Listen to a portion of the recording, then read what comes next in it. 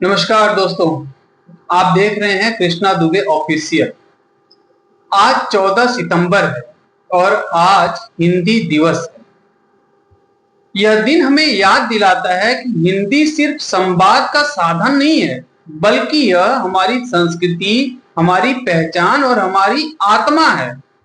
लेकिन दोस्तों, यह दिन कैसे तय हुआ, इसकी कहानी उतनी ही दिलचस्प है जितनी हमारी हिंदी भाषा खुद में है।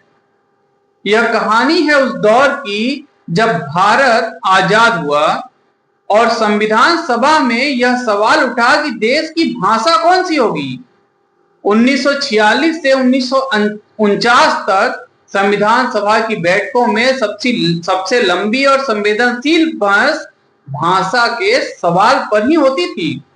संविधान सभा में भारत के हर क्षेत्र के लोग शामिल थे। दक्षिण भारत के नेताओं का तर्क था कि हमारी तमिल, तेलुगु, कन्नड़ की पहचान भी उतनी ही अहम है जितनी कि हिंदी की है। ऐसे ही बंगाल के प्रतिनिधि कहते हैं कि हिंदी का सम्मान हो, लेकिन हमारी मातृभाषा की उपेक्षा न हो। वही हिंदी समर्थक नेता खड़े होकर कहते थे कि हिंदी ही वह भाषा है जो पूरे भारत को एक सूत्र में पिरो सकती है। इस बात को लेकर संविधान सभा में बहुत लंबी बहसें चली, आवाजें ऊंची भी हुई, लेकिन सब जानते थे भारत को एक साझा भाषा की जरूरत है। और आखिरकार 14 सितंबर 1949 को समझौता संविधान सभा में यह मसौदा पास हो गया कि हिंदी ही हमारी राजभाषा होगी और अन्य भाषाओं का भी सभी लोग उतना ही सम्मान करेंगे। हिंदी को भारत की राजभाषा घोषित करने के बाद अंग्रेजी को भी अगले 15 वर्षों तक प्रशासनिक कामकाज में रखने का उस समय प्रावधान किया गया था।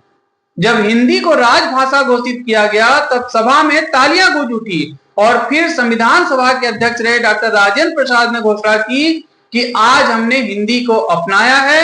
हिंदी ही एक ऐसी भाषा है जो कि भारत की आत्मा है और हिंदी के साथ ही आज हमने भारत की आत्मा को भी अपना लिया है। महापुरुषों की दृष्टि में अगर हम देखें तो महात्मा गांधी ने कहा था कि देश की भाषा देश की आत्मा होती है और हिंदी हमारी आत्मा है। तो वहीं डॉक्टर भीमराव अंबेडकर ने हिंदी को लेकर कहा था कि भाषा का सवाल संवेदनशील है, इसे जबरदस्ती नहीं बल्कि सम्मान और लचीलेपन से हल करना होगा। यानी हम हिंदी को आज भले ही राजभाषा घोषित कर रहे हैं, लेकिन इससे और भाषाओं का महत्व कम नहीं होता है। राष्ट्रकवि मैथिली शरण गुप्त ने हिंदी अपनाने को लेकर कहा था कि जो भाषा अपनी नहीं वह पराई है। पराई भाषा हमें आत्मनिर्भर नहीं बना सकती, इसलिए हिंदी को अपना माने। यह हमारी अपनी भाषा है, यही हमें समृद्ध और सशक्त बना सकती है। दोस्तों, हिंदी सिर्फ संवाद की भाषा नहीं है, यह हमारे त्योहारों, हमारे गीतों, हमारी कहावतों और हमारी लोक कथाओं में बसी हुई है। याद करिए कि जब हमारे गांव घरों में दादी पोते को कहानी सुनाती हैं तो वह हिंदी में ही होती है। ऐसी ही जब कोई माँ अपने बच्चे को लोरी सुनाकर सुलाती है तो वह भी हिंदी के सुर में ही होती है। कबीर, तुलसी, मीरा और सूरदास की आवाज आज भी हिंदी के शब्दों में गूंजती है। भारत का भक्ति आंदोलन, लोकगीतों की परंपरा और साहित्य की धारा सब हिंदी की गोद में पले बड़े हैं। आज अगर हम गांव की चौपाल पर जाएं तो वहां हिंदी ही लोगों के दिलों को जोड़ती है और अगर शहर की गलियों में निकलें तो वही हिंदी हमें हर मजदूर, हर रिक्शा वाले, हर दुकानदार से जोड़ती है।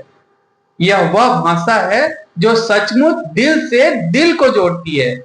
आज हिंदी सिर्फ भारत की नहीं बल्कि पूरी दुनिया की भाषा बनने की ओर अग्रसर है।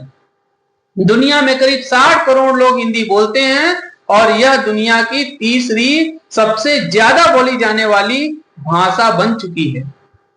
हिंदी की सबसे बड़ी जीत 10 अक्टूबर 1977 को हुई, जब उस दिन भारत के तत्कालीन विदेश मंत्री रहे अटल बिहारी वाजपेयी जी ने संयुक्त राष्ट्र महासभा में पहुंचते ही जब लोगों को लगा कि वे अंग्रेजी में बोलेंगे तो वाजपेयी जी ने मंच पर पहुंचते ही कहा कि मैं आज संयुक्त राष्ट्र के सर्वोच्च मंच पर हिंदी में बोलने का साहस कर रहा हूं।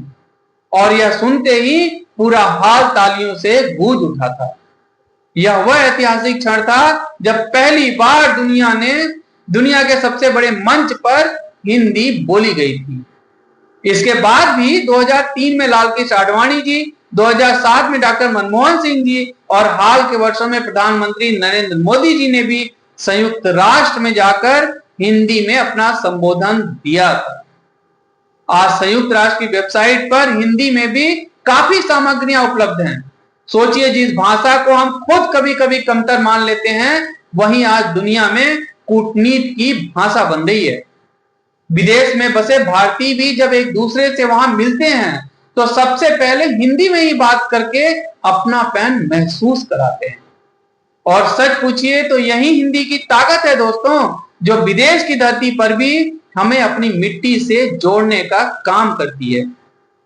लेकिन दुख की बात यह है कि आज हम अपने देश में ही कई बार हिंदी को कमतर मान लेते हैं और अंग्रेजी में बोलना शुरू कर देते हैं।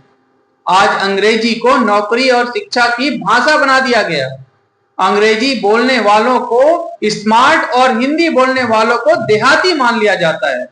आज माता पिता अपने बच्चों को अंग्रेजी स्कूल भेजकर गर्व महसूस करते हैं, लेकिन हिंदी को सिर्फ एक विषय बना देते हैं। इसलिए आपको याद दिलाता हूं कि गांधी जी ने एक बार देशवासियों को चेताया था कि अंग्रेजी शिक्षा ने हमें गुलामी की जंजीरों में बांध दिया है, जबकि हिंदी हमें स्वतंत्रता का स्वाद चखाती है। इसलिए अंग्रेजी को छोड़कर हिंदी को अपनाइए। हिंदी को अपनाते हुए हमें यह भी याद रखना चाहिए कि गैर हिंदी भाषी राज्यों में हिंदी को लेकर मिश्रित भावनाएं रही हैं, तो उन भाषाओं का भी अपमान नहीं होना चाहिए। तमिलनाडु और बंगाल के नेताओं ने कहा था कि हिंदी का प्रचार हो, लेकिन स्थानीय भाषाओं का भी सम्मान उतना ही आवश्यक है। और यही सोच हमें सिखाती है कि हिंदी का विस्तार थोप कर नहीं, बल्कि प्यार और अपनत्व से होना चाहिए। काका कालेलकर ने भी कहा था कि हिंदी भारत की भावना है, लेकिन विविधता में सम्मान के बिना उसका प्रचार अधूरा है। अब जरा हिंदी की यात्रा से जुड़े कुछ रोचक पहलुओं पर भी नजर डाल लेते हैं। 30 मई 1826 को कोलकाता से पहला हिंदी अखबार उदंत मार्तंड प्रकाशित हुआ। भारत की पहली बोलती फिल्म आलम आरा साल 1931 में हिंदी में ही बनी थी और उसका पहला गीत था दे दे खुदा के नाम पर। महाकवि भारतेंदु हरिश्चंद्र को आधुनिक हिंदी साहित्य का जनक कहा जाता है। आज डिजिटल युग में भी हिंदी इंटरनेट पर सबसे तेजी से बढ़ रही है। गूगल और यूट्यूब की रिपोर्ट में बताती है कि भारत में हिंदी कंटेंट देखने वालों की संख्या अंग्रेजी से कई गुना ज्यादा है। आज दुनिया के 50 से ज्यादा देशों में हिंदी बोली जाती है और फिजी, मॉरिशस, सूरीनाम जैसे देशों में तो हिंदी हमारे देश की तरह ही प्रचलित हो चुकी है। हिंदी वहां की पहचान बनती जा रही है। याद रहे दोस्तों कि दुनिया के कई देशों ने अपनी मातृभाषा को अपनाकर ही तरक्की की है। जैसे जापान ने जापानी को, चीन ने चीनी भाषा को, जर्मनी ने जर्मन भाषा को अपनाया और उन्होंने साबित किया कि मातृभाषा में भी विज्ञान, तकनीक और प्रगति संभव है। अगर यह देश ऐसा कर सकते हैं तो फिर हम भी हिंदी को अपनाकर अपने देश का विकास कर सकते हैं, इसमें कोई दो राय नहीं है। दोस्तों, आज मोबाइल कीबोर्ड से लेकर आर्टिफिशियल इंटेलिजेंस तक हर जगह हिंदी मौजूद है। भारत की 75% से ज्यादा नई आबादी इंटरनेट पर हिंदी और भारतीय भाषाओं में कंटेंट खोजती है और यह साफ संकेत है कि आने वाला भारत सिर्फ अंग्रेजी का नहीं बल्कि हिंदी का भारत होगा। एक बार दिनकर जी ने बहुत ही अच्छी बात कही थी कि जो अपनी भाषा छोड़ता है वह अपनी जड़ों से कट जाता है। ऐसे ही सुभद्रा कुमारी चौहान की एक पंक्ति है कि हिंदी हैं हम, वतन है हिंदुस्तान हमारा। पूर्व प्रधानमंत्री अटल बिहारी वाजपेयी जी की आवाज में गूंजता यह संदेश, हिंदी सिर्फ भाषा नहीं भारत की पहचान है, हमको आपको गर्व से यह भर देता है। तो दोस्तों, इस हिंदी दिवस पर हमें यह ठान लेना चाहिए कि हम हिंदी बोलने में गर्व करेंगे। हम अपने बच्चों को यह सिखाएंगे कि अंग्रेजी सीखना गलत नहीं है, लेकिन हिंदी को भूलना बहुत बड़ी गलत बात है। हम हिंदी को शिक्षा, प्रशासन और तकनीक में उतना ही मजबूत बनाएंगे जितना कि अंग्रेजी है। आइए आज हम यह संकल्प लें कि हम हर भारतीय भाषा का सम्मान करेंगे और हिंदी को प्यार और अपनत्व से आगे बढ़ाएंगे। हिंदी दिवस हमें सिर्फ एक भाषा की याद नहीं दिलाता, बल्कि यह हमें हमारी जड़ों की याद दिलाता है। जैसे पेड़ अपनी जड़ों से जुड़ा रहता है, वैसे ही हमें भी अपने मातृभाषा से जुड़े रहना चाहिए। हिंदी वह भाषा है जिसमें हम हंसते हैं, रोते हैं, गाते हैं और सपने देखते हैं। दोस्तों, जिस भाषा में सपने देखे जाते हैं, वही भाषा हमारी असली पहचान होती है। आज जब आप हिंदी में बोलें, लिखें या सुने, तो गर्व से याद कीजिए कि यह वही भाषा है जिसने हमें जोड़ा है, हमें अपनी पहचान दी है और हमें दुनिया के सामने सिर ऊंचा करने का साहस भी इसी हिंदी ने दिया है। तो दोस्तों, आज के लिए इतना ही। जय हिंद, जय हिंदी। नमस्कार।